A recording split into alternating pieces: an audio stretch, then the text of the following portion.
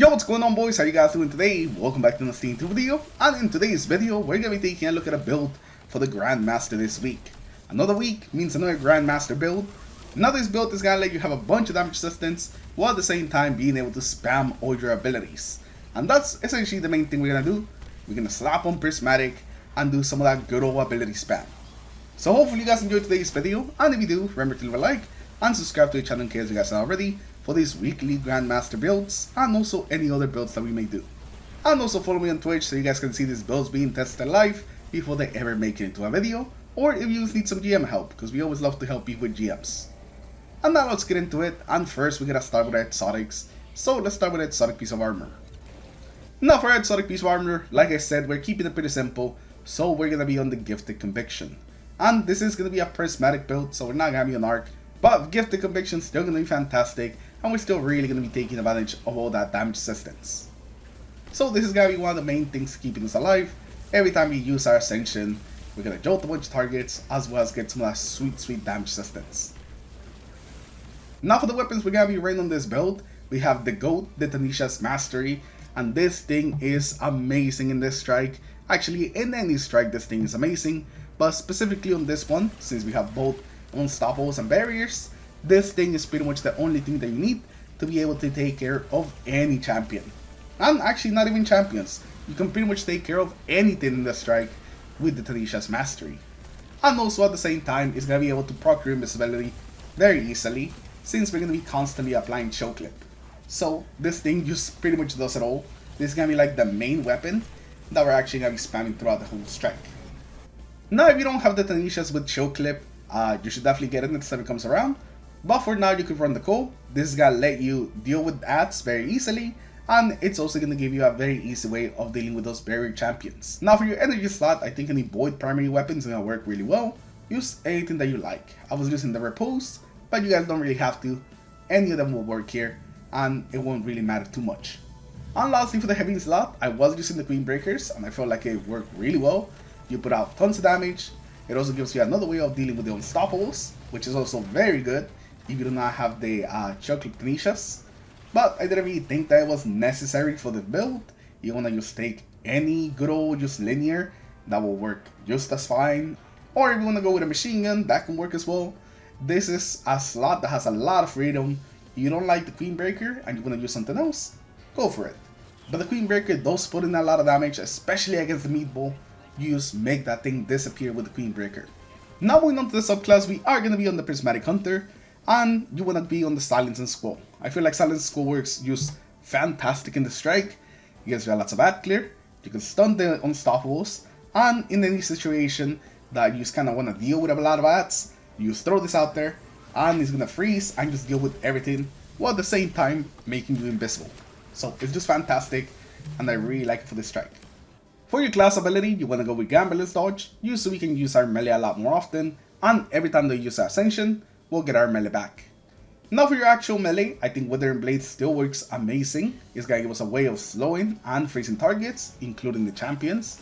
So it gives another way of stunning those unstoppable champions, and it also gives another way that we can easily proc our invisibility whenever we need it. As long as we just hit an enemy with this and then kill them, that's just guaranteed invisibility. We're gonna get some crazy utility out of Withering Blade, even if the damage is not super high. That I definitely think is worth it. Now for your grenade, you want to go with the grapple, and this is going to give us an easy way of getting in the middle of enemies, so we can then activate our Ascension. And that's pretty much it. You could also use your grapple, do the grapple melee, and immediately Ascension. That's usually what I did. And it just gives a very easy way of like getting in the middle of enemies, without having to take a bunch of damage before getting there. And since we already mentioned Ascension, let's start with that one with our first aspect. And this thing is going to give us tons of different things. First of all, it's going to be jolting enemies, giving us a bit more act clear, and also a way to, again, go invisible. And every time we use Ascension, we're also just going to amplify ourselves, giving us that 15% damage reduction, allowing us to tank more damage. And since we're going to be spamming this thing all the time, we're essentially always going to be walking around with that 15% damage reduction. So whenever we use our Ascension, we're going to get damage resistance from our chest piece, while at the same time getting the damage resistance from the amplified itself. So we're going to be getting immediately a ton of damage resistance, as long as we can activate Ascension in the middle of a bunch of enemies, while at the same time just jolting all of them making them a lot easier to kill. And whenever you kill those enemies, you'll go invisible, so then you just have so much survivability with this build. Another second aspect is of course Style Executioner, meaning that every time that we defeat a target that's affected by a debuff, we're gonna gain invisibility.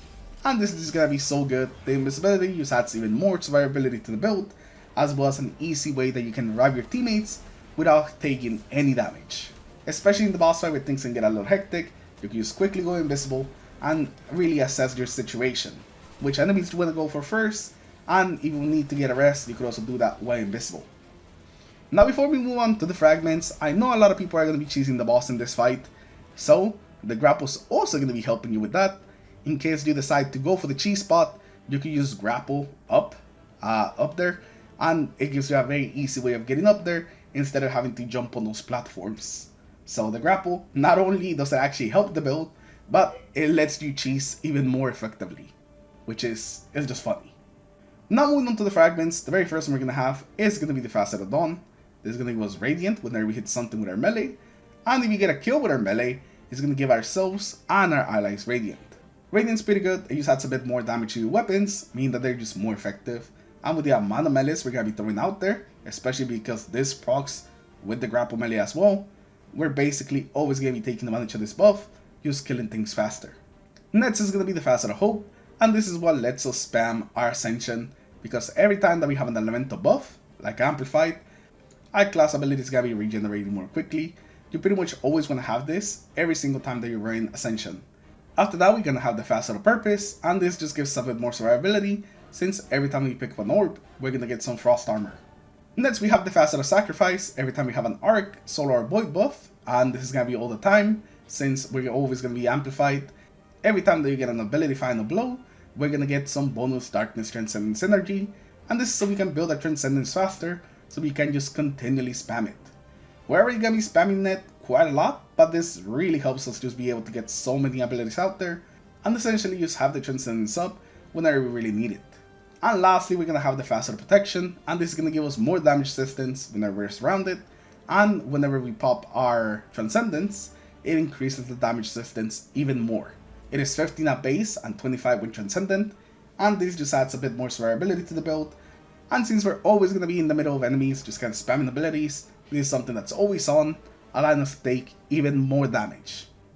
Now for the artifact, we're going to be keeping it pretty simple. You want to take your Anti-Barrier and your Unstoppable, whichever you ended up going with. You also want to take Volatile Marksman. This is going to give your Void weapons some volatile rounds. So whatever your Void weapon ended up being, it's going to have volatile rounds. And whenever you do any volatile explosions, you're also going to get a ton of class ability energy, meaning that you can spam your Ascension even more. For this middle column, Elemental Siphon and Dielectric is what you want to take. Dielectric specifically is going to be pretty good because it's going to build up our Bolt Charge as well as give us more survivability and also orbs. So make sure that you boost this one as well. For the fourth column, Dreadful Finisher is going to make it so we always have enough ammo on our sidearm for us and also our teammates. So try to finish any champions, any yellow bars you see, because they're always going to get guaranteed special. Malignant Harvest is also going to be another thing that helps your primary weapon. Every time that you apply Volatile, you're also going to be applying Weaken. And whenever you apply Weaken, you also get a Void Overshield. So again, it's just helping our survivability, while at the same time, just giving us even more Volatile and more Weaken. And Flashover is just going to give our Bolt Charge just a bit extra damage. That's pretty much it. For the final column, if you did take a linear, you definitely want Particle Deconstruction. But the one thing that you always want is the Defibrillating Blast. Basically, every time that you stun a champion, you're immediately going to have Max Bolt Charge, you're going to heal, and you're also going to be jolting whatever is next to that champion. You're always going to have this, you never want to take this off of the GMs, it is just a really good mod. Now if you didn't take a Linear Fusion Rifle and instead went with a machine gun, then you want to switch to Heavy Ordnance. So essentially just more survivability and even more ability spam. But yeah, that one's going to be up to you depending on what your heavy ended up being. Since I had a fusion, I just kept it on Particle. And lastly, for the mods on this build, for the helmet, we're going to have Harmonic Siphon, so our sidearm can make some orbs, as well as Heavy Ammo Finder and Heavy Ammo Scout, so we can be topped up on heavy ammo. For your gauntlets, you want to go with Heavy Handed, Impact Induction, and also Momentum Transfer, so every time you do damage with your abilities, it charges up the other ability. And heavy handed is gonna make some orbs whenever we get a kill with our melee. And this will count both our regular melee as well as the grapple melee, so we're always proccing this. For your chest piece, we pretty much just have the resistances, and for this GM I recommend Solar, Arc, as well as Concussive. The threat is Arc, but there's so much solar damage that you definitely want to keep this. For the boots, we're going to be keeping it simple: Orbs, Absolution, and Recuperation, so whenever we pick up orbs, we get our abilities back, as well as heal. And lastly, for our class item, like any other Ascension centric build, we're going to have Utility Kickstart so we can spam Ascension even more. Now, I have 2 Utility Kickstarts and a Proximity Ward, but if you can afford the 2, then you can use the 1 Utility Kickstart and Proximity Ward. You definitely want Proximity Ward though, so you can have an easier time getting those finishers, even when in the middle of enemies, so you can continue getting that special ammo. And with that, that's gonna be the end of the build. Now the gameplay loop for this build is pretty simple. You get in there, you use your Ascension, and then you start spamming your abilities and your Tanishas as hard as you can. That's really what it all comes down to. Whenever you build your super, you throw your super out there. Whenever you build your Transcendence, pop it, and then you spam more abilities. It is really just ability spam the build, while at the same time having a crazy amount of just survivability. So hopefully you guys enjoy it. The GM this week is definitely not as bad as it was last week, so I'm sure you guys won't have any trouble, especially with this build. But anyways, with that, we're going to end today's video. Hopefully you guys have enjoyed it. Hopefully you guys liked it. And I'll see you guys in the next one. The next one, of course, is going to be the Warlock build. And we're going to keep it pretty simple as well. So thank you all for watching. And I'll see you guys in the next one. Peace.